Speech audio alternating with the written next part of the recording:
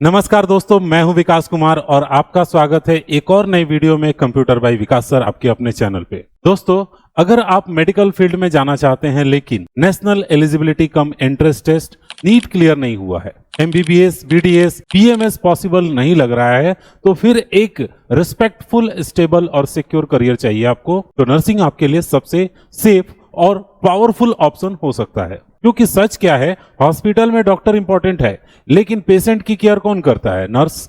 Nursing सिर्फ एक job नहीं है, यह रिस्पॉन्सिबिलिटी है, यह सर्विस है और यह मेडिकल फील्ड की बैकबोन है। आज की इस वीडियो में मैं आपको नर्सिंग की पूरी ऑनेस्ट और प्रैक्टिकल रियलिटी जानकारी बताने वाला हूं। नर्सिंग क्या है, यहां से हम शुरू करेंगे। GNM versus BSc nursing difference क्या होते हैं, एडमिशन का प्रोसेस क्या होगा, entrance, eligibility, age limit, full year आपको सिलेबस बताएंगे, गवर्नमेंट और प्राइवेट में क्या फी होगा, इंडिया और अब्रॉड में क्या सैलरी मिलेगी आपकी, जॉब के क्या स्कोप होंगे और सबसे जरूरी चीज, नर्सिंग किसके लिए सही है।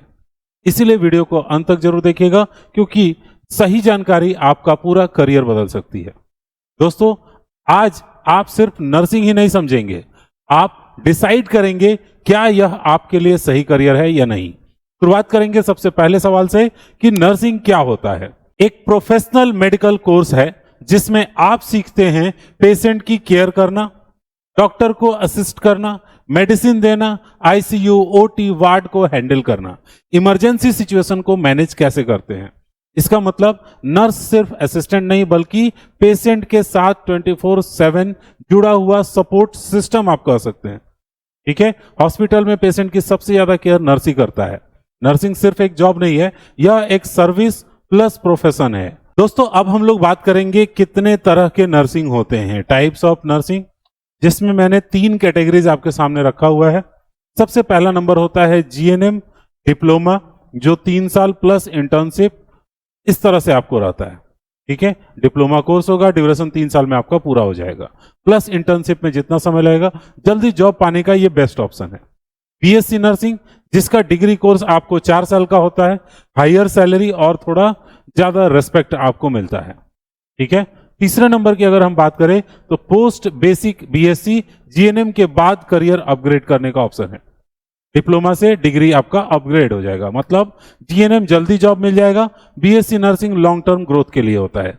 इसी वीडियो में हम फोकस करेंगे जीएनएम और बीएससी नर्सिंग पर।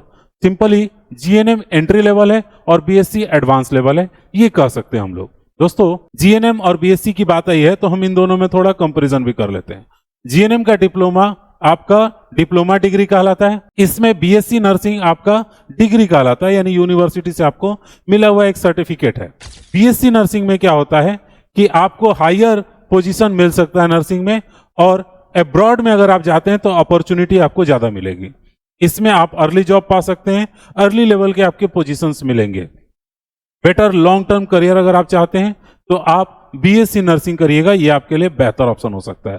सिंपली कह सकते हैं जीएनएम शुरुआत तो आप जल्दी कर सकते हैं, लेकिन बेहतर नर्सिंग में फ्यूचर अगर आपको चाहिए तो बीएससी करना ज्यादा बेहतर है मेरे हिसाब से। नर्सिंग में एडमिशन कैसे मिलेगा उसके ऊपर अब मैं आपको बताता हूं। तो एडमिशन पाने के लिए सबसे पहले आपको एलिजिबिलिटी कॉमन, यानी कि 12th पास होना बहुत ही ज्यादा जरूरी है। 12th पास में पीसीबी यानी कि फिजिक्स, केमिस्ट्री और मैथ आपका होना जरूरी है, जिसमें आपके एटलीस्ट 45% मार्क्स जरूर होने चाहिए। फिर उसके बाद से एंट्रेंस एग्जाम आता है, स्टेट नर्सिंग एंट्रेंस एग्जाम, उसका एग्जाम आपको देना होता है। 1-2 और इंस्टीट्यूशन के नाम है जिसका लिस्ट मैंने यहाँ पर लिख के रखा हुआ है, ये पूरा पीपीटी आपको वीडियो के साथ मिल जाने वाला है। तो AIIMS नर्सिंग, JIPMER और यूनिवर्सिटी एग्जाम के साथ साथ और कुछ यूनिवर्सिटी एग्जाम के थ्रू आप इसमें एडमिशन ले सकते हैं। नीट की इसमें जरूरत बिल्कुल भी नहीं होता है। ठीक है, यूनिवर्सिटी लेवल का एग्जाम होता है, ध्यान रखिएगा। National eligibility cum entrance test इसमें कंपलसरी नहीं है। हाँ, कुछ कॉलेज अगर आपने नीट का एग्जाम दिया तो उसका स्कोर एक्सेप्ट करेंगे, कम स्कोर आया है तो भी। अब एडमिशन का प्रोसेस क्या होगा, तो आपको पहले एंट्रेंस एग्जाम देना है, फिर उसके बाद से मेरिट लिस्ट बनेगी, फिर काउंसलिंग होगा, देन आपको कॉलेज का अलॉटमेंट होगा। इस तरह से होगा। अब सिंपली आप अगर अच्छा एंट्रेंस एग्जाम निकालते हैं, अच्छे मेरिट पर आपको अच्छा नर्सिंग कॉलेज मिल सकता है। अब एज लिमिट की अगर आप बात करना चाहते हैं कि आपकी एलिजिबिलिटी क्या होनी चाहिए, तो एज लिमिट में आपका एज 17 साल मिनिमम होना चाहिए। ठीक है, मैक्सिमम एज लगभग 35 साल रखा गया है और स्टेट वाइज थोड़ा बहुत इधर उधर हो सकता है, जीएनएम के रूल के हिसाब से या स्टेट के हिसाब से। नॉर्मल आई साइट आपका होना चाहिए, यानी देखने में प्रॉब्लम नहीं होनी चाहिए, कोई मेजर इलनेस नहीं होनी चाहिए, फिजिकली और मेंटली फिट होना चाहिए। नर्सिंग इज फिजिकली डिमांडिंग, इसमें फिजिकली और मेंटली काफी ज्यादा डिमांड रहता है, क्योंकि आपको बहुत ज्यादा मेहनत करना पड़ता है, इसमें बहुत ज्यादा भागदौड़ और पेशेंट के केयर में काफी मेहनत लगती है। नर्सिंग कोर्स का ड्यूरेशन कितने समय का होता है, अगर ये जानना चाहते हैं तो जीएनएम में आपको 3 साल लगता है, प्लस कम से कम 6 महीने का इंटर्नशिप करना होता है। बीएससी नर्सिंग में 4 साल प्लस इंटर्नशिप की जरूरत होती है। पोस्ट बेसिक में आपको प्लस 2 साल, ये जीएनएम करने के बाद से आप कर सकते हैं। इंटर्नशिप आप जितना करेंगे उतना ज्यादा आपके लिए बेनिफिट होगा और ये कंपलसरी रहता है। आपको जीएनएम में 3 साल प्लस 6 महीने लगता है, बीएससी नर्सिंग में 4 साल इंटर्नशिप इंक्लूड रहता है इसमें, और पोस्ट बेसिक में बीएससी नर्सिंग 2 साल का होता है। ये सारी चीजें मैंने आपको क्लियर करके बता दिया है। अब हम लोग बात करेंगे नर्सिंग के सिलेबस के बारे में, ताकि आपका करियर जो है वो आप क्या पढ़ने वाले हैं आपको पहले से पता हो। फर्स्ट ईयर में हम लोग जो सीखेंगे एनाटॉमी और साइकोलॉजी, ह्यूमन बॉडी के बारे में, उसके स्ट्रक्चर के बारे में और फंक्शन के बारे में। फिर माइक्रोबायोलॉजी आएगा जिसमें आप इन्फेक्शन वगैरह के बारे में सीखेंगे, कंट्रोल करना, जर्म्स वगैरह को समझना। फिर आएगा fundamental of nursing, basic patient care. First year आपका फंडामेंटल स्ट्रॉन्ग करता है। सेकंड ईयर की अगर हम बात करें तो मेडिकल और सर्जिकल नर्सिंग इसमें आता है। फार्माकोलॉजी जिसमें आपको मेडिसिन की नॉलेज दी जाती है।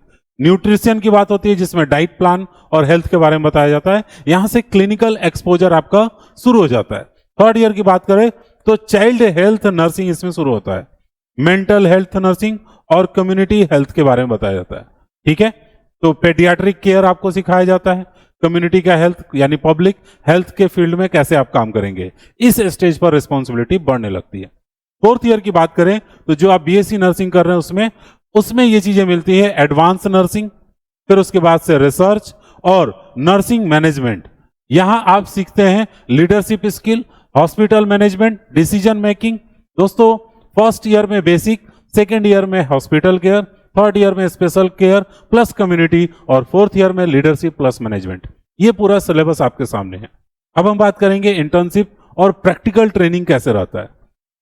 तो इंटर्नशिप और प्रैक्टिकल ट्रेनिंग में आपको वार्ड ड्यूटी मिलेगा, डेली पेशेंट्स का केयर करना होगा, आईसीयू हैंडल करना आपको बताया जाएगा, क्रिटिकल पेशेंट्स को कैसे आप मैनेज करते हैं, ओटी असिस्टेंस आपके पास रहेगा, यानी ऑपरेशन में डॉक्टर्स को कैसे असिस्ट करेंगे, इमरजेंसी केयर करना, अर्जेंट केस को कैसे हैंडल करेंगे, पेशेंट की काउंसलिंग करना, मरीज और फैमिली को गाइड करने में कैसे आप उनको समझा पा रहे हैं और कैसे उसकी बीमारी को उस तक सही से समझा पा रहे हैं या बता पा रहे हैं। इंटर्नशिप के दौरान आप रियल हॉस्पिटल एनवायरनमेंट में काम करना सीखते हैं।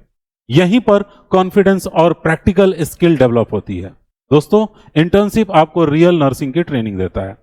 फीस स्ट्रक्चर की भी बात कर लेते हैं हम लोग कि क्या फीस स्ट्रक्चर लगेगा। तो एक गवर्नमेंट कॉलेज में अगर आप एंट्रेंस के थ्रू एडमिशन लेते हैं तो पर ईयर आपको 10 से 50 हजार के करीब में लगेगा, लेकिन प्राइवेट कॉलेज में ये 80 हजार से लेकर 2.5 लाख पर ईयर के हिसाब से लगेगा। ध्यान रखें हॉस्टल चार्ज, यूनिफॉर्म और कोई इंस्ट्रूमेंट, ये सब खर्चे एक्स्ट्रा में आपके रहेंगे। ठीक है, गवर्नमेंट में लो कॉस्ट होगा, प्राइवेट में हाई कॉस्ट होगा।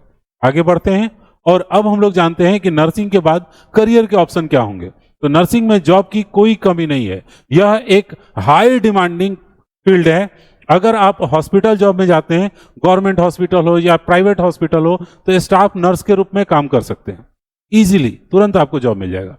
टीचिंग में अगर आप जाते हैं तो नर्सिंग ट्यूटर या लेक्चरर बन सकते हैं। एक्सपीरियंस के बाद टीचिंग लाइन में जा सकते हैं थोड़ा दिन काम करने के बाद। गवर्नमेंट जॉब में कहे तो आप स्टाफ नर्स, रेलवे या आर्मी में नर्स का काम कर सकते हैं। स्टेबल होगा, गवर्नमेंट के जॉब के अलग से आपको बेनिफिट मिलेंगे। अगर आप अब्रॉड जाकर काम करना चाहते हैं तो यूके, कनाडा, ऑस्ट्रेलिया और गल्फ कंट्रीज में इसके लिए लाइसेंस एग्जाम एक देना होगा और लैंग्वेज टेस्ट के साथ ही आप इजीली काम कर सकते हैं। ध्यान रखिएगा अब्रॉड में काम करने के लिए 2 एग्जाम आपको देने जरूरी है। फिर से मैं बोल देता हूं, लाइसेंसिंग का एग्जाम और लैंग्वेज टेस्ट, जिसको IELT और OET बोलते हैं, ये जरूरी से आपको टेस्ट देने पड़ेंगे। उसके बाद उस देश में आप काम कर सकते हैं। तो काफी ज्यादा अपॉर्चुनिटी है आपके पास। नर्सिंग में सैलरी की क्या आपको रहेगी, मतलब क्या सैलरी आपको मिलेगा, इसके बारे में बात कर लेते हैं। तो एज ए फ्रेशर कम से कम 20 से लेकर 35 हजार रुपए आपको कहीं पर भी इंडिया में जरूरी से मिल जाएगा। एक्सपीरियंस के साथ ये 40 से 70 हजार तक जा सकता है। और अगर आप अब्रॉड में जाते हैं तो यही सैलरी 2 से 5 लाख रुपए पर महीने हो सकता है। एक बात तो समझ लो, इंडिया में शुरुआत एवरेज होती है, लेकिन एक्सपीरियंस और स्किल के साथ ग्रोथ भी आती है। सबसे बड़ा फायदा, नर्सिंग एक ग्लोबली हाईली डिमांड प्रोफेशन है। तो नर्सिंग हर किसी के लिए नहीं है, लेकिन अगर आपका माइंडसेट सही है, अगर आप चाहते हैं कि नर्सिंग करके लोगों की मदद करें, नर्सिंग मतलब एक तरह से कहे किन के लिए ये सही है, तो नर्सिंग आपके लिए तभी सही है अगर आप पेशेंट्स की केयर करना पसंद करते हैं, रिस्पॉन्सिबिलिटी आपके लिए तैयार है, मतलब रिस्पॉन्सिबिलिटी लेने के लिए तैयार है, आप शिफ्ट ड्यूटी मैनेज कर सकते हैं, लॉन्ग टर्म स्टेबल करियर चाहते हैं, क्योंकि नर्सिंग में डेडिकेशन और पेशेंस दोनों ही बहुत ज्यादा जरूरी है। Not for easy money mindset, यानी अगर आपको सिर्फ आसानी से पैसे कमाने के बारे में सोच रहे हैं तो नर्सिंग आपके लिए ऑप्शन नहीं है, थोड़ी मेहनत इसमें लगती है। ठीक है, आगे बढ़ते हैं और हम लोग इस चीज पे ध्यान देते हैं कि वो कौन सी गलतियां हैं जो स्टूडेंट्स नर्सिंग के दौरान करते हैं। तो लो प्रोफेशनल समझना इसको, मतलब बहुत ही लो लेवल का प्रोफेशन है, ऐसा नहीं है। प्रैक्टिकल ट्रेनिंग इग्नोर करना, फिर आप सही से काम नहीं कर पाएंगे। तो ये माइंडसेट अगर गलत होगा तो फिर ग्रोथ रुक जाएगी आपकी। कम्युनिकेशन स्किल को सही से डेवलप नहीं करना और पेशेंस लूज करना, मतलब किसी भी स्थिति में आप क्या कर रहे हैं, तुरंत पेशेंस अपना लूज कर दे रहा है। ठीक है, तो ये ध्यान रखिएगा, पेशेंस रखना बहुत जरूरी है, पेशेंट्स को हैंडल करना बहुत अच्छे से आना चाहिए। आगे बात करते हैं, नर्सिंग मेडिकल फील्ड का बैकबोन है, ये तो मैंने आपको बता ही दिया। ठीक है दोस्तों, अगर नर्सिंग ना रहे, मतलब डॉक्टर बिना नर्स के काम ही नहीं कर सकता। अगर आप डेडिकेटेड हैं, सर्विस माइंडसेट रखते हैं, स्किल डेवलप करते हैं, तो नर्सिंग आपको रेस्पेक्ट, स्टेबिलिटी और ग्लोबल करियर सब कुछ दे सकती है। दोस्तों वीडियो अगर हेल्पफुल लगी हो तो लाइक करिएगा, शेयर करिएगा दोस्तों के साथ। मिलते हैं अगले वीडियो में एक और इन्फॉर्मेशन के साथ, तब तक सीखते रहिए। सब्सक्राइब करना नहीं भूलिएगा, क्योंकि आपके लिए इसी तरह इंफॉर्मेटिव वीडियो मैं लाते रहूंगा। Thank you.